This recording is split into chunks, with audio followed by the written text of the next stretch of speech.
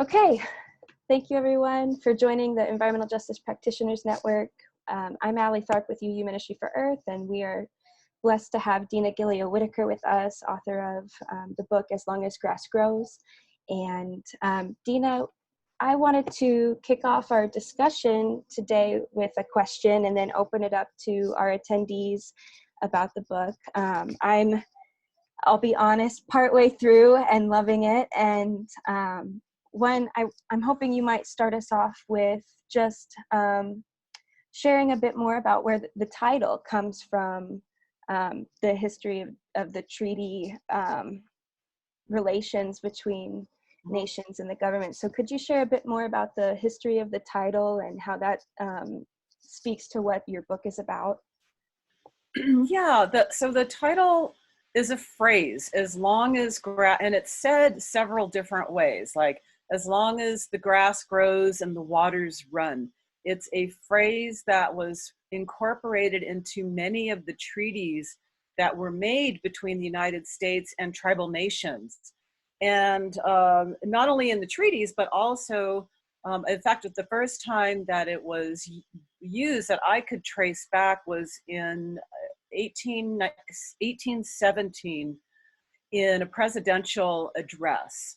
And it referred to like Native people being, it was a time that Native people were starting to be forcibly removed from their homelands.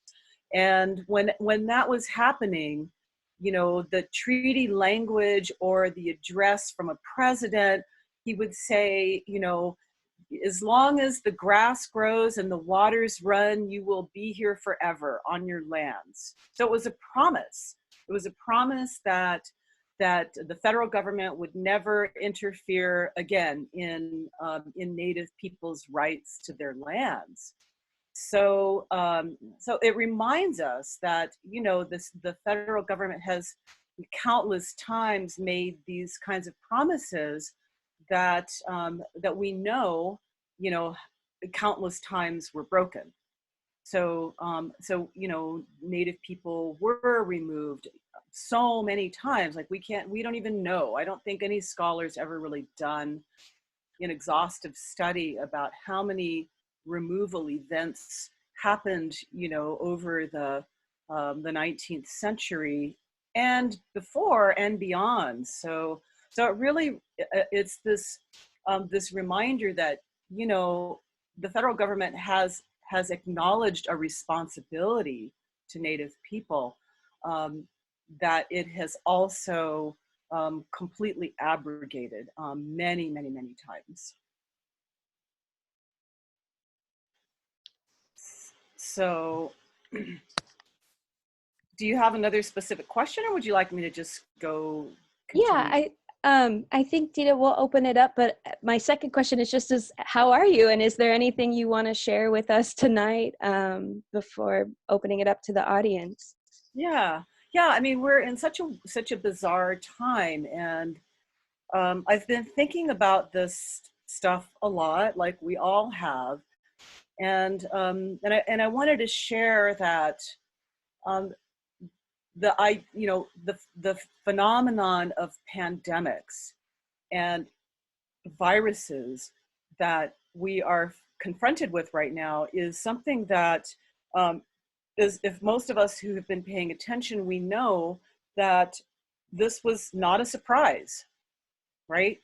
I mean, there is a variety of science perspectives and science disciplines where they study the phenomenon of epidemics and pandemics. You know, you have virologists and immunologists and zoonotics and other kinds of very hard science that that looks at, you know, understands about pandemics, and they have warned for a very long time. They have been saying it's not a matter of if, but when the big pandemic is going to come, and that will, you know, rival the influenza pandemic of 1918. And so so in fact, it was modeled, if you were paying attention and noticed or saw in some news reports about how as recently as last October, the Trump administration had actually modeled like a mock scenario where a pandemic sweeps across the planet in order to assess the federal government's preparedness for it. And they basically shut it down. So they did not report on anything. They did not certainly didn't really do anything to prepare for it. That was last October. I mean, just 6 months ago. Not 2 months before the coronavirus appeared in China. What they did, though, was and there was another program that was part of, there were two others at least that I know of, in the National Security Council, the NSC, part of the National Security had a pandemic response team. You may have seen the news headlines about that, depending on the news sources that you listen to, that, it was, I think it was in 2018, the Trump administration shut down that project. It defunded the pandemic response team.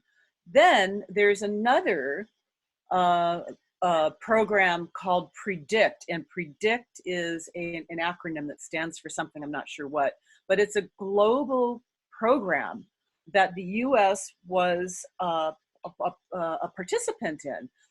So it was, multinational, and their work was similar. They're working on, looking at pandemics and global preparedness for it. And under the Trump administration, the U.S. pulled out of that program as well. And so we have all this, pretty disheartening information and documentation that our current administration was grossly negligent in their approach. So they pretty much like swept everything under the rug, pretended it wasn't a problem, not something for them to be concerned about. Lo and behold, here we have a novel virus, right? Novel means new. We've never seen it before. And that means that since we've never seen it before, nobody has an immunity to it, which is why it's so completely virulent. Those prior, so it's been modeled. Let's see, how can I say this? There's an entire field of study. It's pretty new. It's called Planetary Health. And planetary health is considered an emerging discipline, an emerging academic discipline. And it's very multidisciplinary, and it's comprised of some of these kinds of scientists that I just mentioned. And their work is all about understanding pandemics and its relationship to the earth and development. So that's why it's called planet, and it's in the environment, the environmental health and its effect on human health. So understanding the intersectionality of the health of, literally the health of the environment with the health of human populations. This field began sort of officially in 2015. There have been a few news media segments. I've seen a few articles. The Guardian did an article a few weeks ago that was very illuminating. Amy Goodman at Democracy Now! did a segment a couple of weeks ago with somebody who was, I believe, an immunologist at Stanford. And she was talking about this field, this planetary health field. And so it's very, very informative. And so this field comes about as a result of a white paper that gets produced by a commission called the Rockefeller Lancet Commission.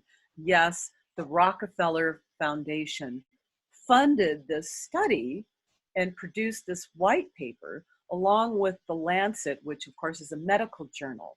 And they issued this report, this white paper, which you can read, it's online, and the conclusions that it comes to. So so this is all new to me, even though I'm a scholar around around environmental issues, environmental justice issues specifically. This is a field of study that I had no knowledge of. And I feel like, I mean, because it's pretty new, right? And it's the field of study that is really comprised at its core of scientists, of really hardcore science. And that's not what I do. Like, I'm not a scientist, although I draw on science knowledge for a lot of my research and work and research. But you know how it is in the academic world, and we're siloed, right? And that means that we're compartmentalized. And so it's so common that people doing work in particular disciplines, even though it's related to other disciplines, don't necessarily know about the work going on in other disciplines, So so in a way, it's surprising to me that I had never heard of this field of called planetary health, but in a way not. In a way, it's not surprising, especially given how really recent it is. So it's been very, very eye-opening to me. And so I actually wrote because I've been thinking about it a lot, I wrote an op-ed for High Country News, and I'm gonna copy that. Did anybody happen to see that? It came out last week. Yeah, I can share the link for you, Dina, in the chat. I was gonna plug it in here to the chat. Let's see. Oops. Oh. Uh-oh. I got to tell you, let's see. I'm traveling right now. Long story short, I'm not on a pleasure trip. I had to go on a last minute emergency road trip to move my sister, and I had 500 miles away, and I had to drive her. And I was in a hotel the other night, and all my computer equipment was stolen. So I have been through hell. My last 48 hours have been, I went from the twilight zone of the corona virus world that we're in to being in a grade B horror movie. I can't even begin to tell you this horrible experience that I've been through, that culminated with all my gear being stolen. So I'm sitting on my sister's borrowed computer, and it won't let me paste the link in there, but I've got you. Can everyone see it? Yeah, thank you. Sure. Yeah. So that article, it's short, it's 800 words. It'll give you some of the, the cliff notes of, kind of what I've been saying, but also how, as an Indigenous studies person who works from the framework of Indigenous knowledge, like how this field really needs to, my argument is that these scholars, these scientists, this field needs to integrate Indigenous knowledge into the work that they do. So for all the reasons that I argue in my book, and in the classes that I teach, and I do teach courses on environmental issues and American Indians, and I teach a course on traditional ecological knowledge.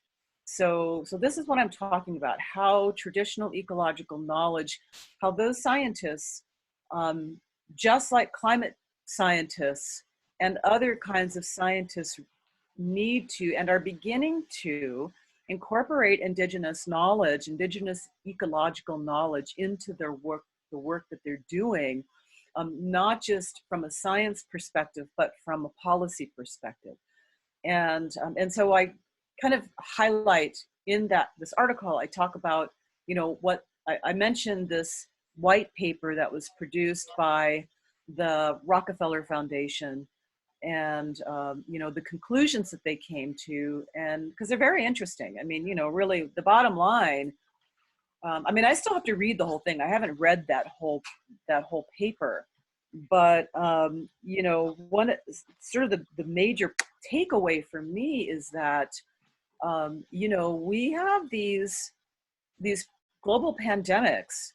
We know that 70% of the viruses that turn into these radical pandemics are a direct result of human encroachment into the natural world, and the loss of biodiversity. So all the mining that's being done in the rainforest in Africa, the pipelines that we dig, the inappropriate or disrespectful harvesting of animals for food. I mean, there's a lot of things that we could talk about around that, but the bottom line is that it's this the rampant, unthoughtful, complete, out of control development that the human race is doing to the natural world is directly responsible for these viruses. And so what these scientists, these thought leaders are saying is that unless, and this is going to keep happening.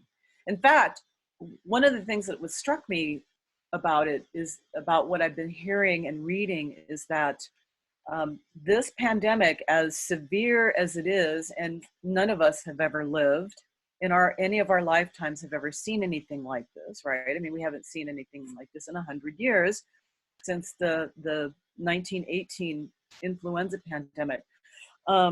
What they're saying now, and when they model these pandemics in these studies, they're modeling influenza pandemics. And these influenza pandemics, they say are, they fully expect to have far higher fatality rates. I mean, we're getting off easy with this coronavirus thing, right? So they're saying that this is not even the big one. As disruptive and hideous and horrible as this thing is, this is not the big one. So, so this is, this is really, I mean, I've been very, very eye-opening to me the past few weeks as I'm paying attention to it. I know this is sort of maybe a little bit off topic, but I think it's related, because we are talking about environmental issues. If we're connecting pandemics to being directly, emergent from our misuse of the environment, then it is related. And in terms of, the knowledge bases and the ways that scientists and policymakers approach laws and how we deal with this stuff, then, my argument is that this is a matter of epistemology. It's a matter of worldview. And that's the argument that I make in this article that hopefully you'll read. But I'm actually really undergoing a really sort of deep change in my thinking about, for a long time, as somebody who's been an environmental activist, a political activist, and who has felt for decades and decades that the environment is really the environment and global warming that we now call climate change. I have felt for a long time that is really our biggest concern, that is the world's most serious problem. That's been my belief about it.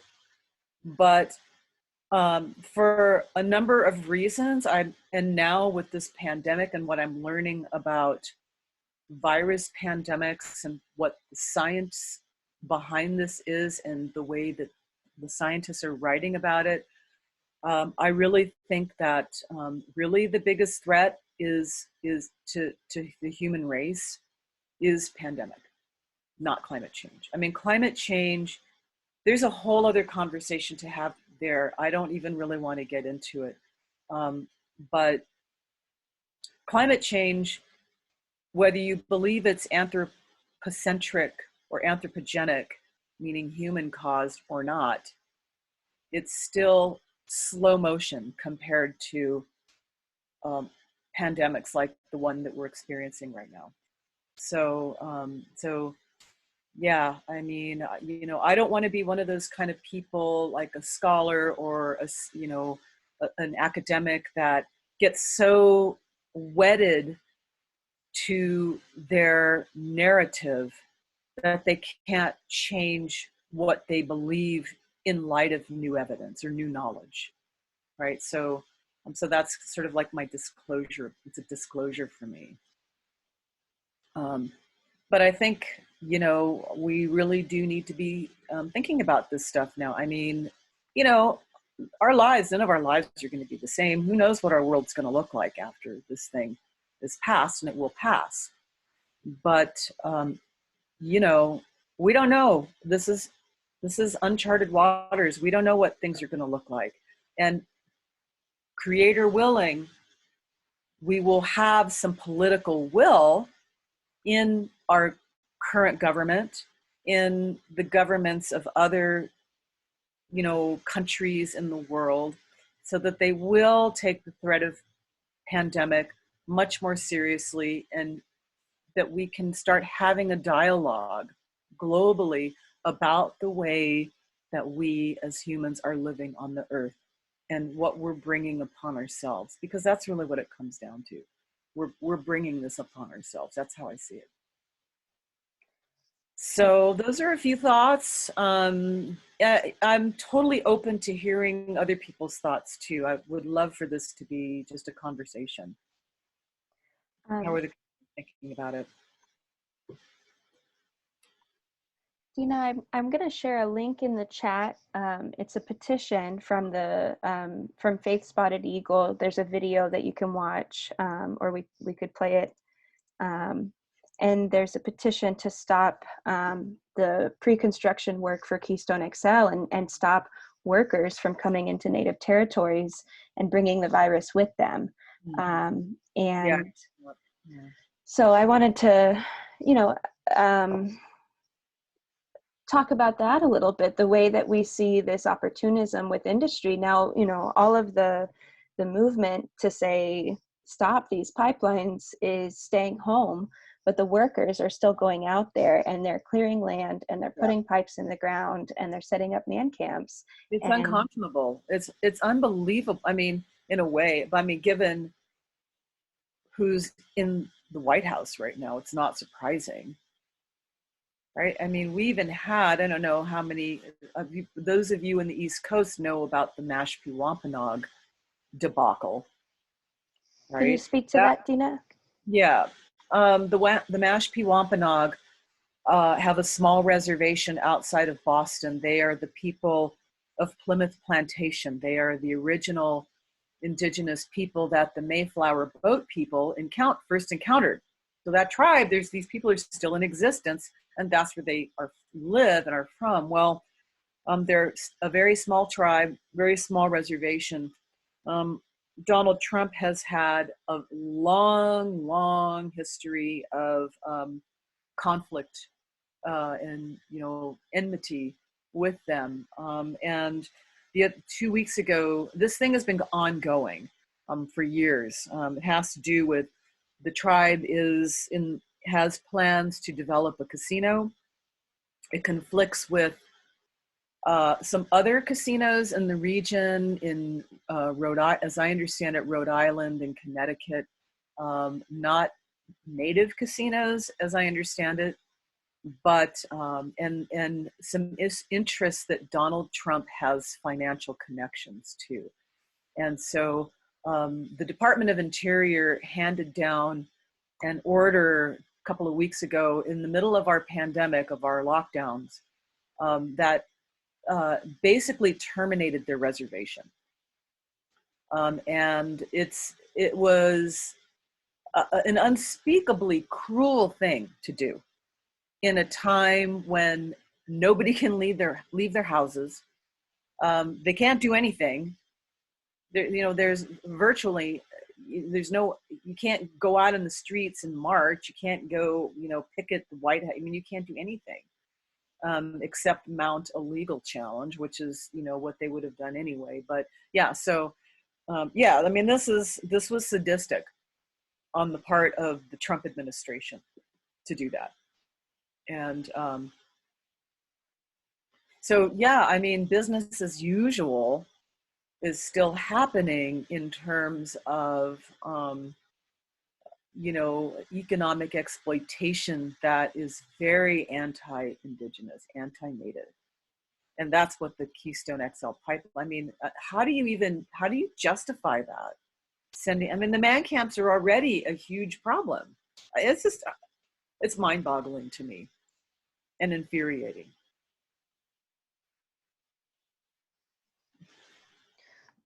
So folks, we'll open up the floor for comment or question, and you're welcome to introduce yourself, but you don't have to. Again, we're recording this and we'll be posting it on YouTube, so be mindful of that. And yeah, I'll open it up for other comments or questions. This is Bill McPherson in Seattle at University Unitarian Church. I was struck by some of the legal discussion you had in your book. Do you have a legal background? No. I mean, other than some legal courses I've taken in school.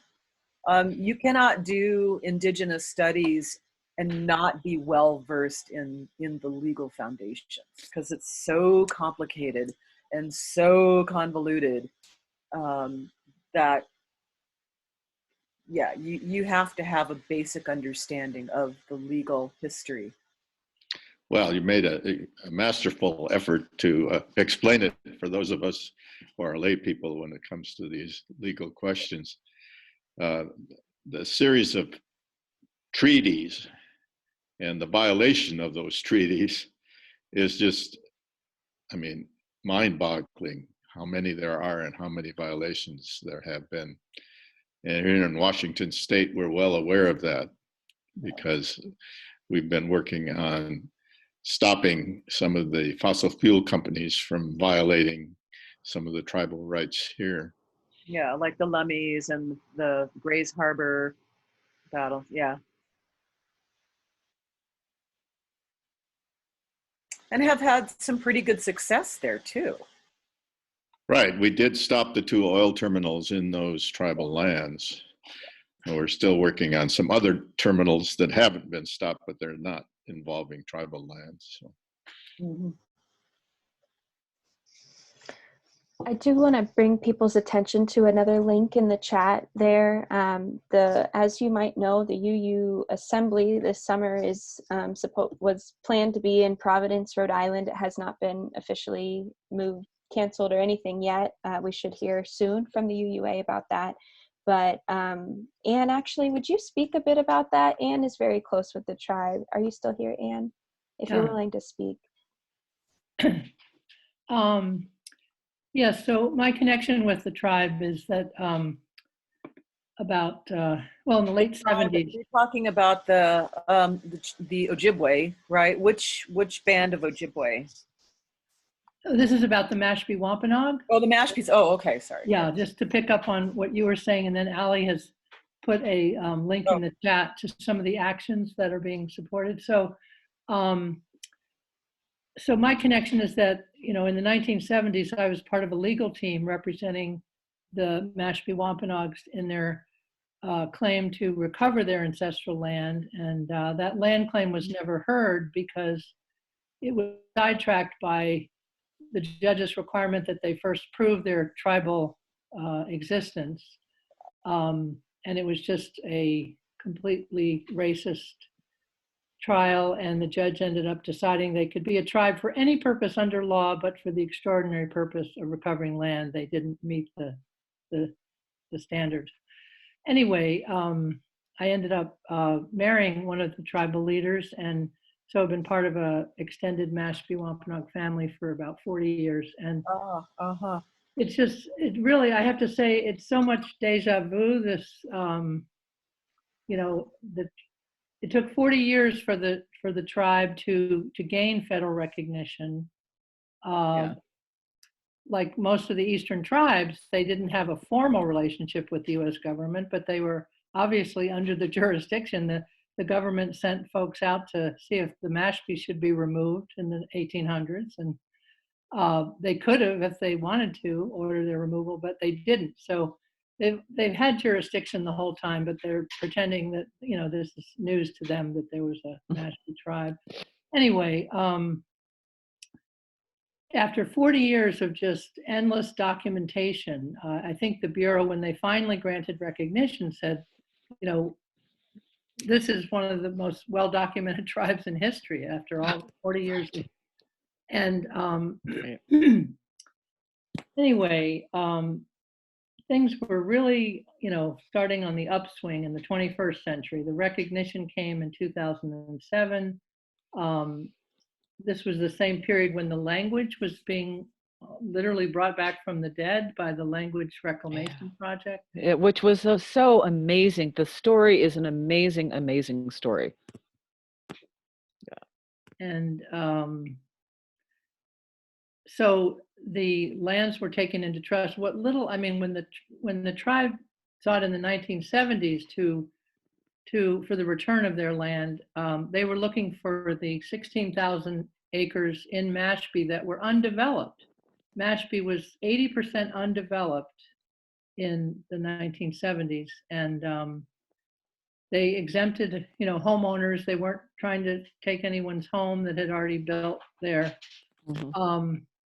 But now the town is 80% developed, and so their reservation land is just, you know, a tiny, tiny fraction of land. It's in Mashpee. It's where they have their burial ground, their tribal government offices, their museum, their herring run. I mean, just these, you know, very precious places.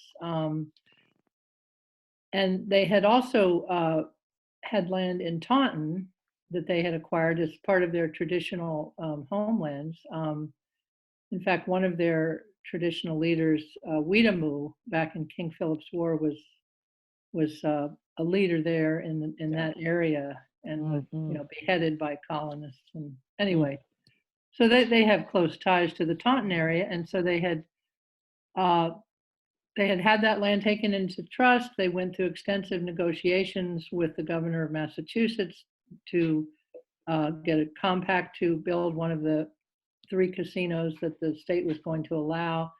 They had broken ground. It was going to be not only a casino, it was going to be a kind of a destination for families. And a rival casino owner funded a lawsuit against them through some Taunton residents.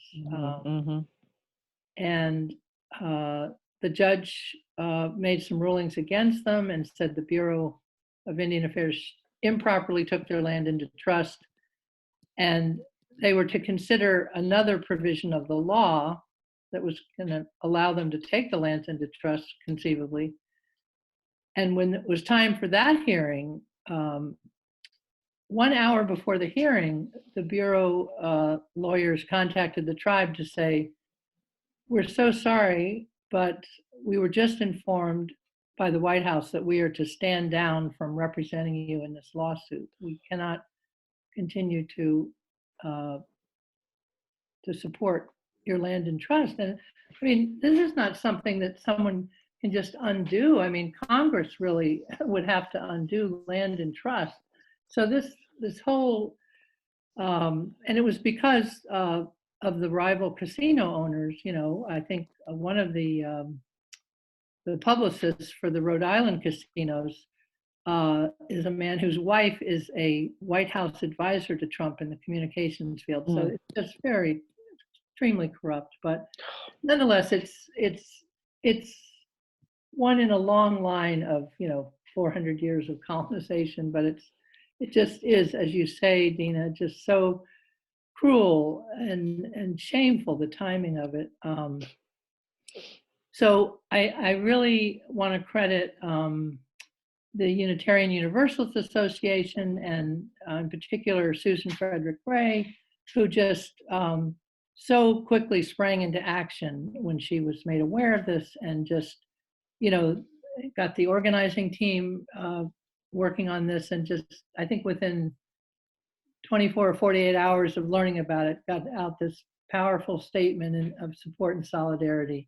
And I know I've been in conversations over the last 2 weeks with Jessie Littledoe-Baird, who's the vice chair of the Tribal Council, and she's just so appreciative of the support that she's gotten from Unitarians. In fact, she did a video over the weekend after this terrible phone call from the Department of the Interior, and at the end of it, she said, I'm calling upon our allies to help us, and she named like 4 or 5 different groups, and one of them was the Unitarian Universalists. So Right on. That's great. Yeah. That's great. So as Ali has put in the chat here, there's things that you can do. I encourage you to watch the video that's there after the chat. There's a petition going along to support, there's legislation in Congress to reaffirm the Mashpee Reservation lands and keep them in trust. And it passed with a very strong bipartisan support in the House. But there are actually 2 bills, right? Yeah, there's the House bill that passed, with good bipartisan support. There's the Senate bill. Well, there's 2 bills, you're right. There are 2 bills in the House. Mashpee, and there's one broader that would affect more than 100 tribes. That's to fix this whole problem. It's the Carcieri fix, right? Yeah. So those are both very important. Yeah. And they're stalled in the Senate. Of course. No surprise there. But in any case, the petition is calling upon Congress to, pass these bills. There are also a lot of calls that are being made and emails to the committee chair in the Senate, John Hoeven, who's holding up the bill, the Senate version of the bill in the committee, and also a lot of emails and phone calls to the Secretary of the Interior, just expressing outrage at this action, and particularly at this time. So, what's also so infuriating about this is that, so David Barnhart is the Secretary of the Interior. So he's like the head honcho in the department from where these orders come. But at the same time, you have at least 2 Native people who are also complicit with this. Tara Sweeney is the what's called the Asia, the Assistant Secretary of Indian Affairs. She's it's a very powerful position in the Department of in the BIA, in the Department of the Interior, and I don't, the guy, what was his name? The guy, the phone call guy, Daryl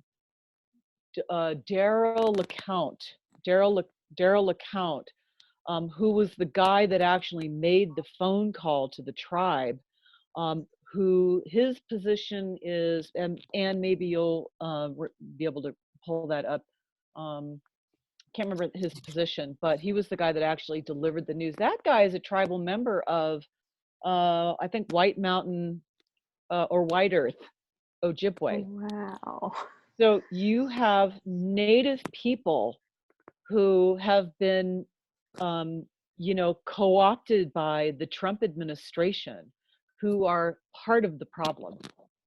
And I can't even tell you how sickening that is as a Native person, that this is happening.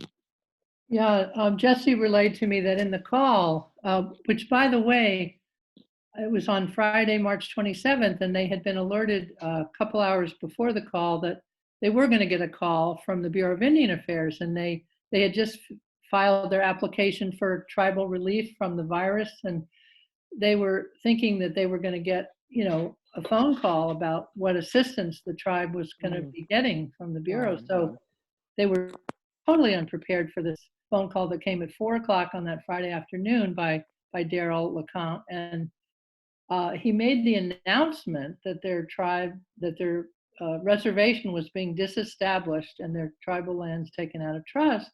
And then he wouldn't answer any of their questions about what does this mean? What are the steps? What's going to happen? What are the implications? I mean, he was silent until they asked, do you endorse this order? Is this something that you feel is just and right? And it was the only time he really said anything further, and he just said, I am the messenger. This is an order from the Secretary of the Interior. Yeah, I mean, he's just, talk about a traitor to his own people. There, and there have always been those, there have always been Indians who did the bidding of the enemy for their own personal gain. But that's what's happening here. I mean, it's a dirtbaggy thing to do and to be a traitor to your own people. But that's really what it is. So that's sort of like it's tangential, right, to what we're the moment that we're in, but it shows you the degree of malevolence that the current administration has toward Indian country. Another thing to say about this is that it's the first time. So if you've read the book, you'll know, about, the book talks about the eras of federal Indian policy throughout, especially the 20th century, and the era of termination, which was, lasted from roughly the late 1940s to the late 1960s. And termination is really a form of removal, like, harkening back to the earlier removal era of the Trail of Tears and all these other forced marches and things like that. And this is the first time a reservation has been terminated. I don't even want to say disestablished. That's too nice of a word. They terminated this reservation. They may not have terminated their federal recognition, but what damn good is federal recognition if you have no land base? So they terminated the reservation, and it's the first time, to my knowledge, and I've been talking to some of my colleagues about this, asking, can you think of any other time when a reservation was terminated since the termination era? And we can't think of any.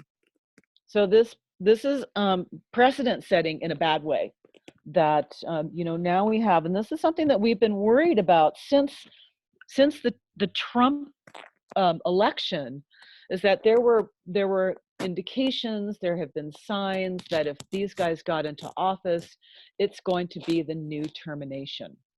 And it's been happening in some very underhanded. They can't do it in overt ways like they did, three-quarters of a century ago or half a century ago. Like, that's not going to work. They can't just, because tribes are too powerful now, I think, and there's too much momentum, like political law, a base of law that they can't just dismantle their fiduciary responsibility, because that's what this comes down to, is the federal government's responsibility through the treaty relationship, because for as long as grass grows and the waters flow, the federal government has this responsibility. That's very well established. So in their wanting to solve the Indian problem, meaning totally sever their obligation, they're going to have to do it in some other underhanded ways, and that appears to be what's happening in the last 3 years since these people have taken control. There's a number of different fronts that this fight is happening on, but this thing with the mash peas is a huge red flag, and it's very disturbing. It's very bold, and if they are going to do that to the mash peas, who's next? Who's next? And under what auspices? So, you know, we can, and I've always said that we can never, even though we live in a time right now that we call self-determination based on the Indian Education Assistance Act that was signed into law by Richard Nixon in 1975, that officially overturned the termination policy and gave us self-determination and the government relationship, tribal sovereignty, and all these terms that we speak in today. You know, we can never rest on our laurels that it will always be a given, because what history shows us is that it shifts with the wind, like the way that I wrote about it in the book. Federal law, federal policy shifts with the wind because of the fragile nature of politics, the political system in the United States. And right now is a perfect example of that. So, you know, we can never say that, oh, we'll never have that again. We'll never go back to those dark days of termination or removal. Self-determination is something that we will always be fighting for in this settler colonial government, because there are too many forces and people that think that Indians are irrelevant. We're still in the way. There's still, I mean, still you know, we hold between 56 million acres of land in trust, that so Native people still control, albeit in this trust, you know, twisted relationship where we don't even own title to our own lands, but the federal government owns the title, and we have the you know, mere right to occupy our own lands. This is a whole other conversation we can have that's very messed up. But 5% of the land base is still in Indian control in the United States. And you know, they want that 5%. And they will get it. They will work to get it in whatever ways they can. So, so we can never say that, no, you know, we'll take it for granted that we'll never have that kind of threat again because we've come too far. Like, no. And right now is perfect example of why. So I see a hand from Mark, if you want to speak, and then just going in order of who posted something, Heidi, Fred, and Pam have some questions or things that they'd like to share. So Thanks, Allie. I think we could get all the way through 30 minutes with just those four folks. So let's be mindful of that. There's also Bruce. Oh, sorry, I missed that, Bruce. But yeah, I know Bruce, you probably know each other, right? Maybe Mark with the work with Line 3. Yeah, well, I'm harkening back to the question about American Indian law. I was on a webinar about a year ago when talking about this book, and I was really excited about it then because it was. I remember you from that, yeah. Oh, great. Yeah. Because my niece had just written an article in the Harvard Law Journal called "Federal Indian Law as Paradigm Within Public Law," May 2019. First American Indian law article in the journal in 10 years. So anyway, I had just read that, and I was, oh, this is so cool, because it seemed like what you're talking about is very similar to what she was talking about, which is like American Indian history and American Indian law needs to be taken much more seriously in our environmental work and also in the whole field of public law. So but I would really recommend it. I was surprised by your reference to Marshall as being sort of Justice Marshall in the McIntosh opinion as being a problem or a source of the contagion, because Maggie sees him, the trilogy, there were 3 Marshall opinions, as all in all supporting the diplomatic principle that the federal government will deal with the tribes on a nation-to-nation basis. Maybe it's a dependent nation, but it's a nation-to-nation basis. It's not on the sort of we are going to do anything we want with you kind of basis. And that came up later with Taney, you know, the infamous of Dred Scott. And he then later basically walked away from the Marshall Trilogy and announced the Plenary Powers Doctrine, which is basically Congress can do anything it wants to the tribes. There is no judicial review. And it was that, you know, sort of, and in terms of current public law doctrine, the supremacy of the presidency, the president's ability to take actions completely independent of the Constitution.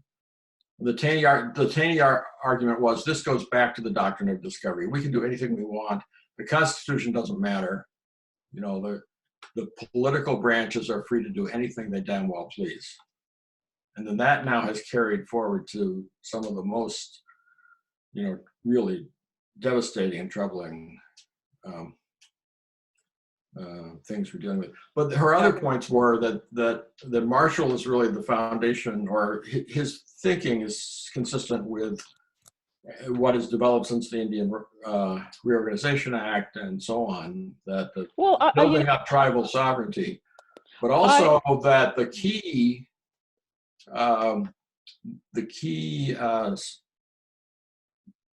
recourse is not the courts and not necessarily the president. It's the political process. The courts are incredibly, so we need to win the Senate.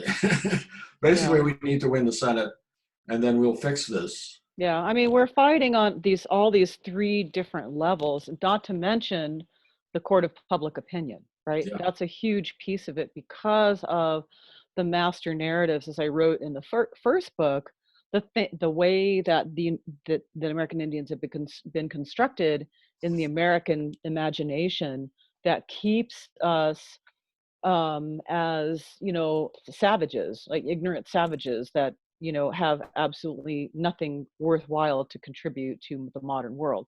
You know, I don't want to belabor this, but and I haven't read your niece's article, I don't think. It does not ringing a bell, but I think, you know, Marshall, and the thing with the Marshall Trilogy was that it seemed to contradict itself. Like, that's how some people have written about it. On the one hand, because we have to remember Marshall invented the doctrine of discovery, right? We can't really give him props for that. I mean, he did it, but the doctrine of discovery is one of the most insane, harmful legal doctrines that still keeps us in this colonial relationship with the federal government. I don't think he invented it. I think I just read McIntosh a couple of days ago. Hey, Mark, we're going to have to pass to other questions and wind the conversation elsewhere, but thank you for your contribution on that. So Bruce asked a question way back up in the chat window. How would you see the role of non-Native people working with Native people for environmental justice going forward? What was learned about that at Standing Rock? Well, I don't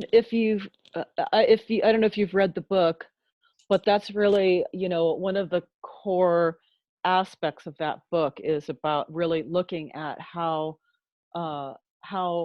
Native people have resisted these forces for forever. Resisted colonization and these very oppressive policies and histories, but especially in recent times, how non-Native people have worked as allies in ways that have been effective and powerful. But so, you know, I mean, that's a really big question, like how non-Native people can be allies to Native people. And there's a lot to say about that. But, you know, first of all, you have to be educated. You have to educate yourself about the actual history of this country and about some of these things like law and policy and the history of how we got to this point. And understand Native people as being really intelligent people, people that lived on the land for millennia, thousands and thousands of years, which is the definition of sustainability, right? So Native people have this profound knowledge, intelligent knowledge that maintained environments that supported them for since time immemorial. You can't say that about Europeans, right? If you so I mean that's one point, but is to the question, you know, find affinity groups, find local organizations where, you know, what kinds of battles are Native people fighting in your neck of the woods, you know, in your communities where you live.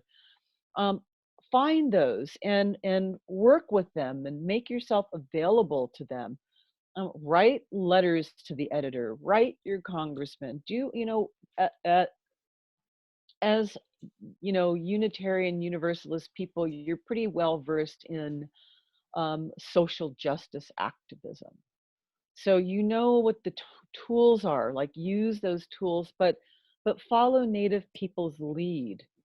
So, you know, that's just, I mean, there's a lot we can talk about this, but, you know, figuring out how you can be of service to Native people and center their concerns and, you know, work with them because Native people know what they need. Native people know what they need. We've had decades and decades of environmentalists who've worked against Native people for a long, long time. People who did a lot of damage and advanced some really harsh positions. And you know, we've seen it start to change. You know, according to my research, it's really started to change since like the 1990s. But understand that the environmental movement itself is really rooted in white supremacy. Going back to the earliest days of Henry David Thoreau and Ralph Waldo Emerson, and John Muir, right? The heroes of the environmental movement and the establishment of the National Park Service, and you know the things that we think of now as sort of the infrastructure of of environmental protection and conservation and all that stuff. All of that stuff is rooted in indigenous removal. So, you know, be aware of those histories so that we don't keep perpetuating those histories. Thanks, Dina. Sure. Fred, would you share your question verbally for the room and recording? Sure. And it's kind of a subset of Bruce's question, that is the question you just addressed.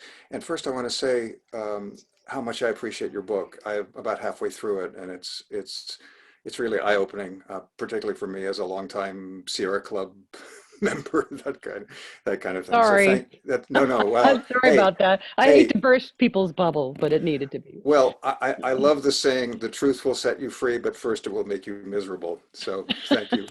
Thank you for that.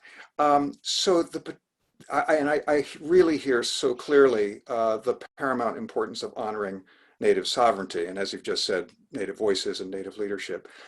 In the situation where a tribal government has endorsed an extractive development or fossil fuel development, and that project is opposed by grassroots tribal activists, so you have a division within the Native community, is there a role for non-Native environmentalists to get involved at all, to support the Native opposition?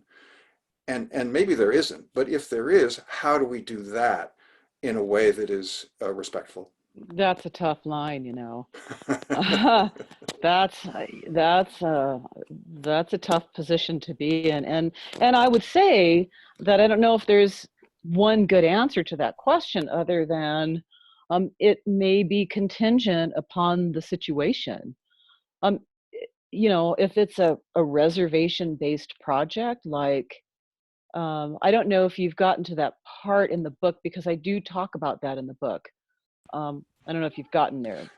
I've I probably have, but that's why I Yeah. was sort of asking a follow-up question. Yeah. So like, there's a really good example of a very high profile that happened, about 10, 15 years ago in the Navajo Nation. And the Navajo Nation was proposing to build another coal-fired powered plant. So the the Navajo generating station is already this big coal-fired powered plant on, on the Navajo Nation, that they run as part of economic development. Well, you probably don't know, but this thing, I mean, it's caused so much, these coal-fired power plants we know they ruin the environment, they ruin air, they create health problems for local communities. Coal is bad, we know that. And so this is to say nothing about coal mining and the history that the Navajo Nation and the Hopis had with coal mining. It's very well known to those who know about anything about environmental justice activism or history. But the Navajo generating station is finally shut down. So the Navajo Nation has taken this huge economic hit to shut it down. But about 15 years ago, there was this project that they proposed was going to be another coal-fired power plant called Desert Rock, DUDA. It was called DUDA, Desert Rock Project, and it was shut down. I mean, it never got built. The project itself was shut down because of the very organized, very strong opposition to it by Navajo people themselves. So it was the case of Navajo people opposing their own tribal government on this project, and that's why it ultimately didn't move forward.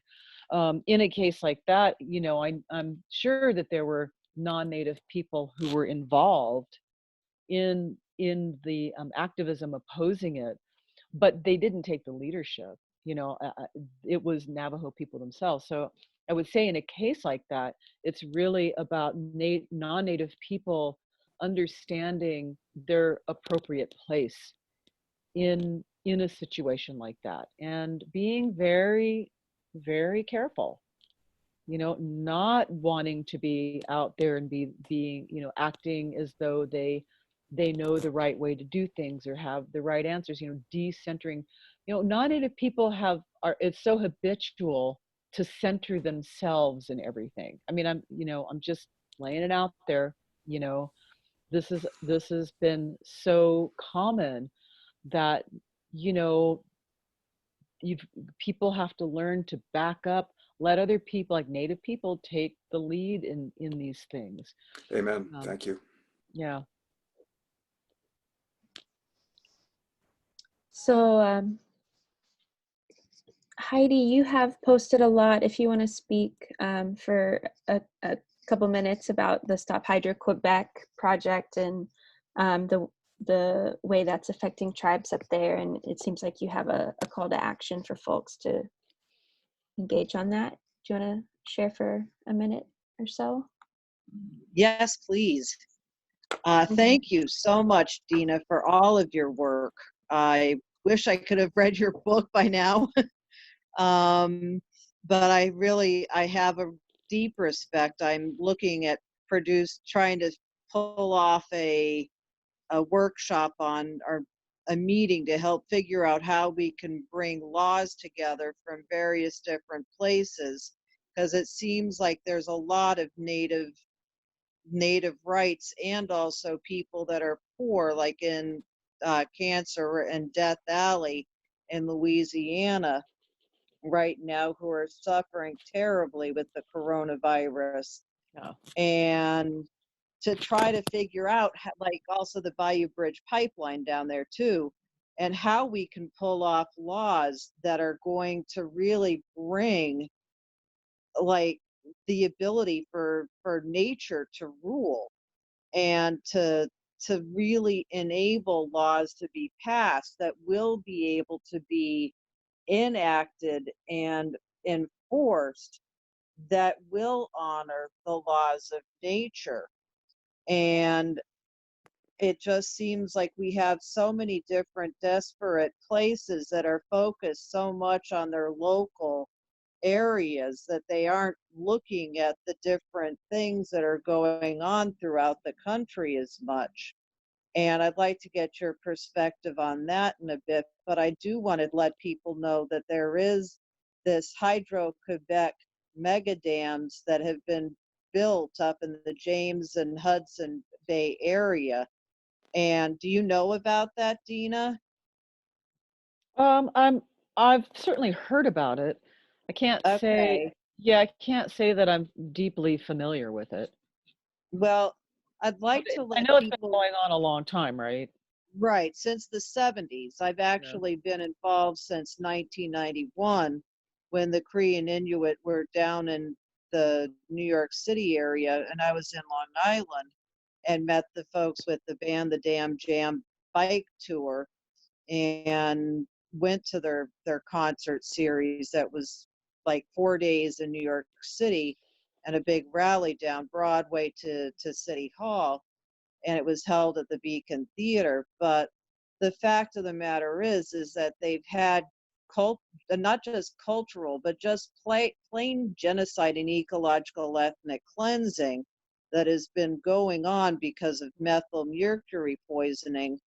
And we're really trying to stop the New England Clean Energy Connect transmission, NECEC transmission line corridor from coming into Maine as just as we call it, an extension cord that would take the power from Hydro-Quebec through to Massachusetts. And they're trying to make this their Green New Deal in New York City based on this Hydro-Quebec genocidal electricity.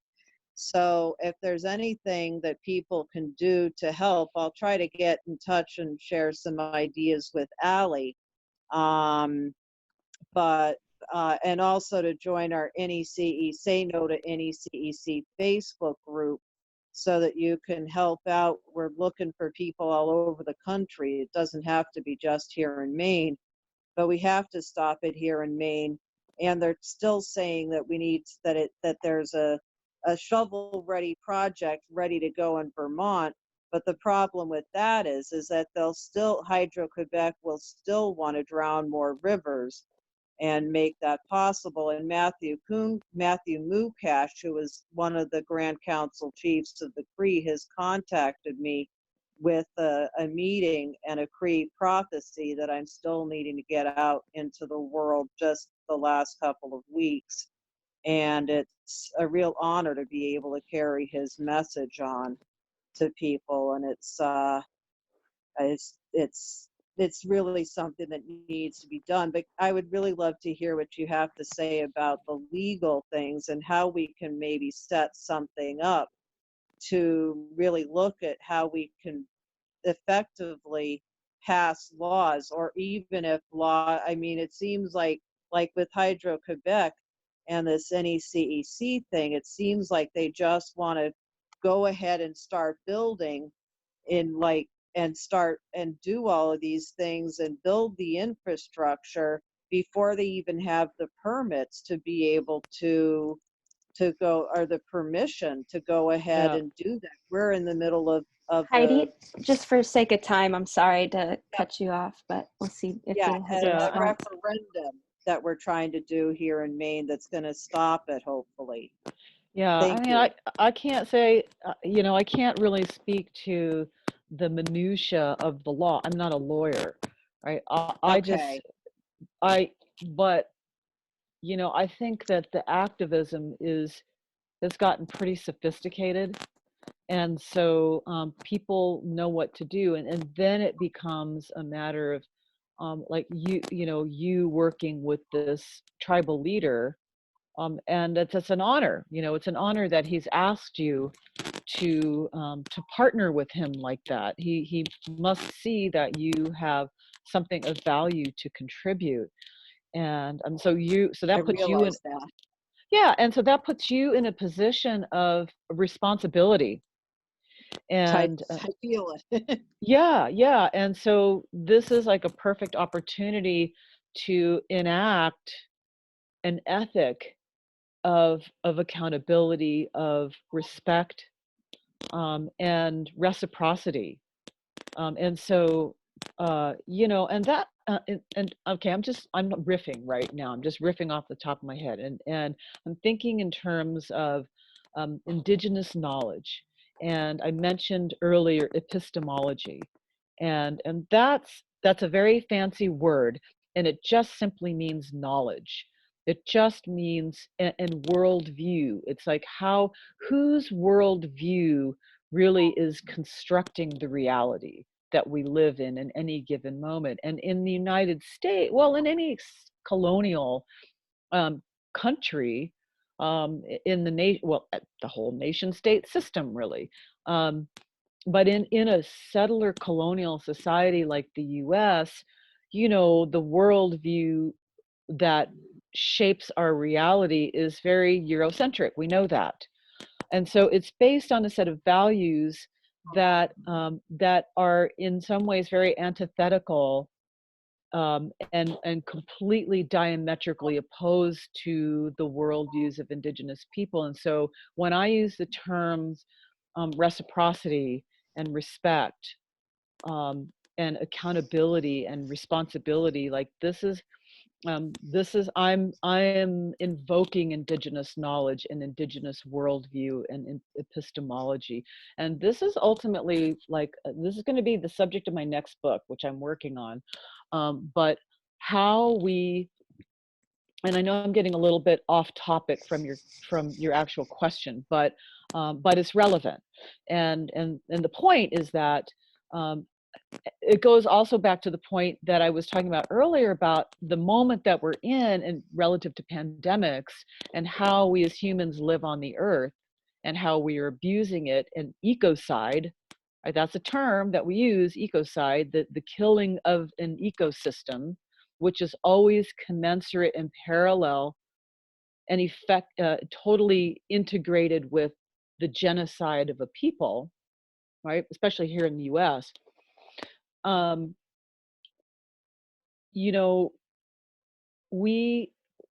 We need to be looking at how the philosophical base, the worldview that constructs our current reality, which is killing us, right? It's literally killing us, in all these various different ways, not just one way, in a bunch of different ways. So this is about integrating indigenous knowledge, but also an ethic about relationship to land, and how this is what we're being called on. I think especially the pandemic reality is that we are being called on to enact and change the way we're living, because otherwise we're self-destructing. So from an indigenous standpoint, it's not, the way that we live on the earth is not based on a endless exploitation of the world to suit our needs, but about a balanced approach to how that we can continue to support the earth that supports us. Right, that's where we have to go with this. And this is what I'm calling a land ethic. And this is not the Aldo Leopoldian land ethic. It's not that. This is understanding settler colonialism as a force that is irresponsible and exploitative and genocidal and ecocidal. And so, by understanding and being able to see the world from an indigenous perspective based on the values of respect, responsibility, reciprocity, and relationship, then we have the potential to construct a different world where we can all frankly survive. So yeah, it's about ethics. Thank you so much, Dina. I just, on a follow-up about the rights of nature and legal efforts to move in that direction, I do want to invite everyone to a movie screening this Saturday of a new film, The Condor and the Eagle, at 11 a.m. Pacific and 2 p.m. Eastern. And one of the women who is featured in the film is Casey Camp Hornick with the Ponca Nation of Oklahoma. And there's a coalition of people working on these efforts. And there have been some victories with the Ponca Nation recognizing rights of nature, and with Ojibwe nations and the wild rice harvest having rights as of wild rice. And now the Klamath people with recognizing the rights of the Klamath River. Mm-hmm. No, not the Klamath, the Karuk. It was the Karuks.